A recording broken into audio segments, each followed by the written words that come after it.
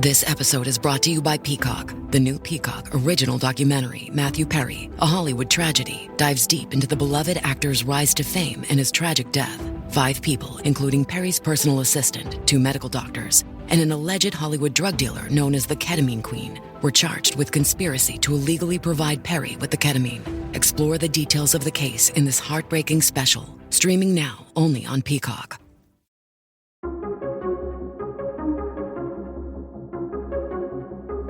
Hey everybody, welcome back to the Reclamation Podcast, where our goal is to help you reclaim good practices for following Jesus. If we haven't met yet, my name is Tony and I'm your host.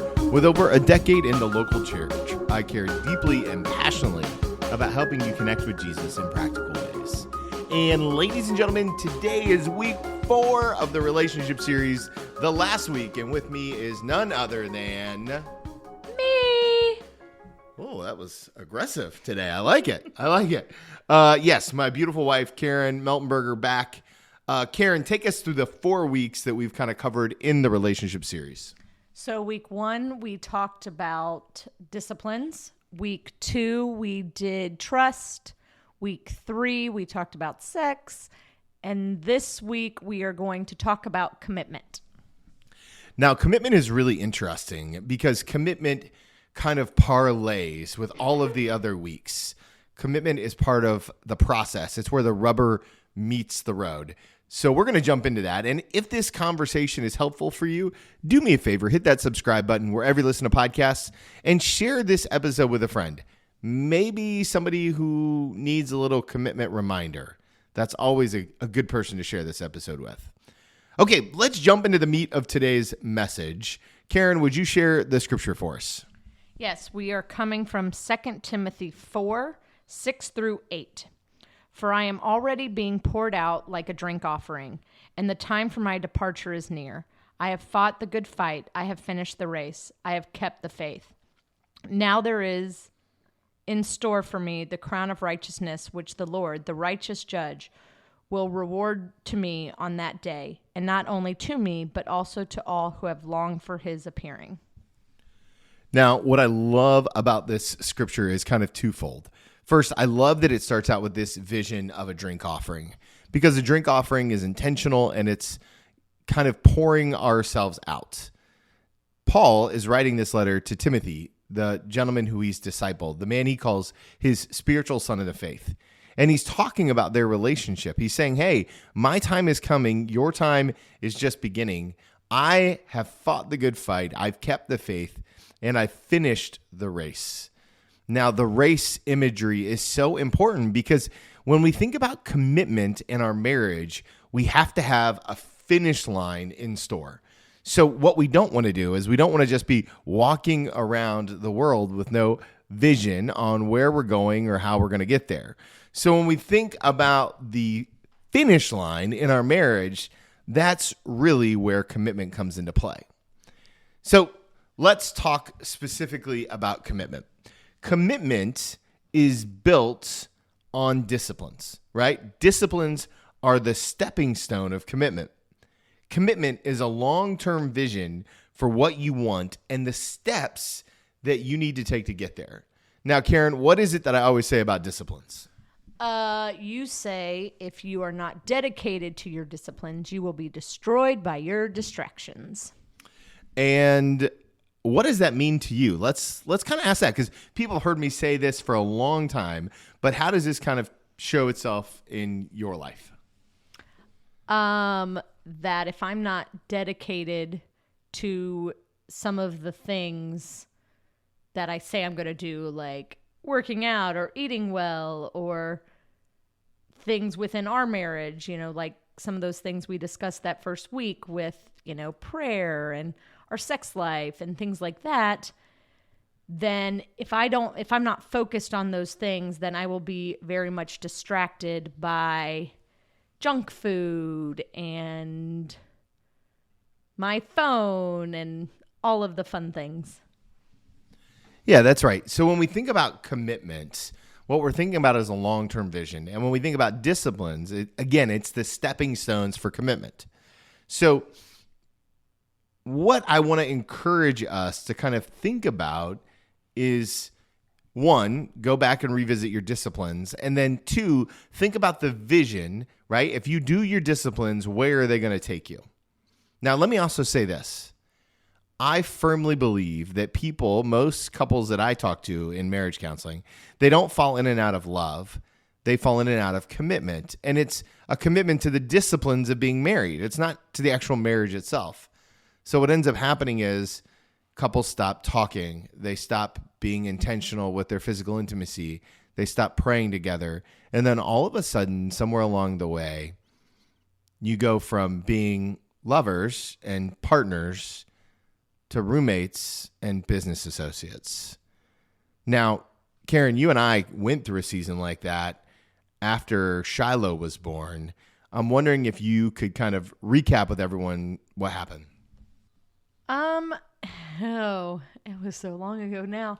I think it was just one of those things that we just kind of would wake up, we'd go to work, we'd come home, we would discuss the day, we'd have dinner as a family, we'd go to bed, and it just became that routine over and over again that, I guess to anybody else would have looked normal. But I think, for us in our marriage, that it was not what we had envisioned or thought we were going to be. Yeah, I think this happens to a lot of couples. I think what ends up happening is somewhere along the way, we stop doing the little things and we lose sight of that long-term vision of what happily ever after is supposed to look like for us. And so, it wasn't that we woke up one day and said, man, we really want a mediocre marriage with no long-term thought process. Right. What ended up happening is we stopped doing the little things and we lost sight of the vision of what the long-term goal is. This episode is brought to you by LifeLock. During tax season, your personal info travels to a lot of places. Between payroll, your tax consultant, and the IRS. If your W-2 gets exposed, that's just the ticket for identity thieves. That's why LifeLock monitors millions of data points every second. If your identity is stolen, they'll fix it guaranteed or your money back. Don't let identity thieves take you for a ride. Save up to 40% your first year. Visit LifeLock.com/podcast. Terms apply. And so, one of the things that we wanted to do today was talk about 3 different types of tools that we have used in our marriage and still use to help keep commitment at the core, commitment to the long-term vision. And so the first one is the family mission statement. Karen, can you kind of tell everybody about our family mission statement and how we came to its conclusion? So we kind of sat down, the 5 of us sat down, and we kind of talked about things that our family wanted to prioritize and think about for this year specifically. This is our last year, with Connor 100% in the home before he goes away to college. And so we wanted to just kind of prioritize this next season and kind of ask them what they thought and what we wanted to do, and keep kind of the main focus together. Yeah. I would, you and I had kind of talked about some of the things that we thought were important. Then we gave it to the kids to kind of go through, and our mission statement is really simple. It didn't start simple. I wanted it to be a lot more wordy, surprising to no one. But it ended with our mission statement for this year is the Miltenbergers will take the trip, serve others, and follow Jesus. So take the trip, serve others, and follow Jesus. And so that's kind of one of the ways that we use that almost like a coffee filter to filter out the things in life that we don't want. So when we're making decisions, we're trying to make them from that place. And you can do this too. Like, you don't have to be like an expert in mission statements. This is just one of those ways that, hey, I've got a vision of what we want to do this year. I've got a vision of what I want our life to look like. And that vision kind of leans into commitment really well. So the first thing is family mission statement. The second thing is my favorite, and those are family stickies. Now, over the years, we have had so many stickies, right? We've had so many stickies. When our kids were younger, some of the stickies one of my favorite ones is we don't negotiate with terrorists or 2-year-olds, right? What are some of the other stickies? That was the number one that stuck out in my mind.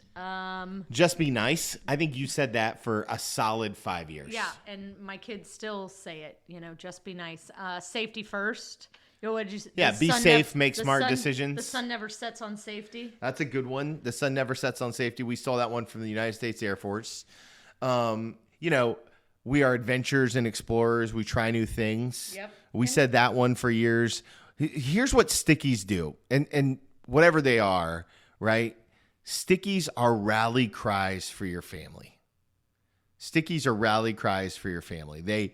They kind of give you a place to remind yourself where we're all in this together. And so, you've got your mission statement, and your mission statement's going to be good for a season. That season's probably going to be a fairly long season, a year, 2 years. Your sticky is going to be a much shorter season, right? And, for years, our kids have played sports.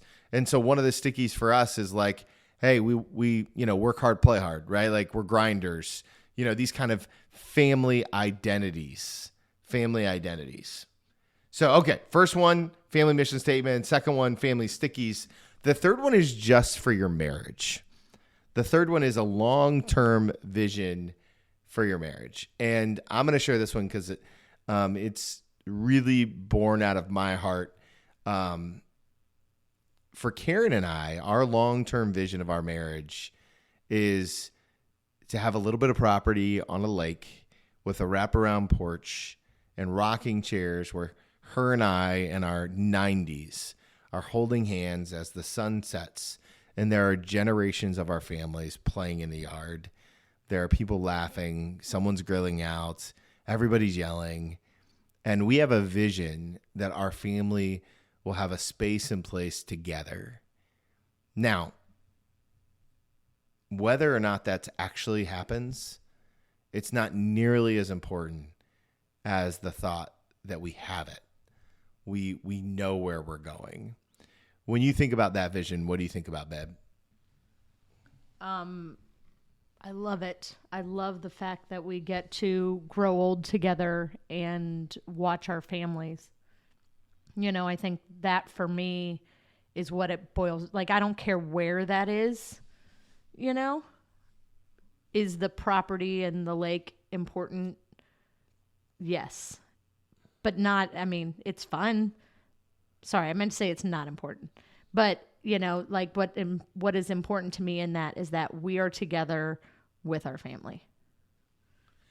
Yeah. So again, think about this in your world. We have two things for our family and one thing that's just for our marriage. Friends, if you don't have one thing, one vision for just you and your spouse, what's going to end up happening is your kids are going to leave and you're not going to have anything else. So if there's no part of this podcast that you remember or get or any of that, remember this. A vision for your marriage changes everything, because someday in the not too distant future, you'll only have your marriage left. And this is the other benefit. When you have a vision for your marriage, you teach your kids how to be married. And that's such a gift. It's such a gift to give your kids to say, hey, no matter what, my spouse, right, my wife in my case, is number one.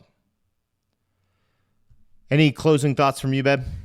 No, this has really been fun. I've really enjoyed doing this with you. And I prefer being together versus last week when we had to do it apart. Yeah, babe, I'm so thankful to do this with you. It has been such a joy. I pray and hope that this relationship series has been helpful for you. I know it's been fun for us. Next week, we begin a brand new series on Lent. We're going to talk about all things Lenten and to lean into those Lenten promises as we prepare for Easter.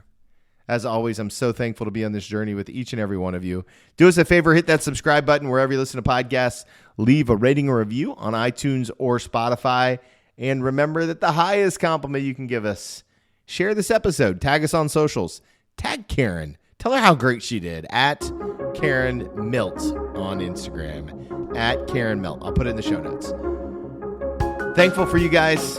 And remember, if you want to follow Jesus, you must be willing to move.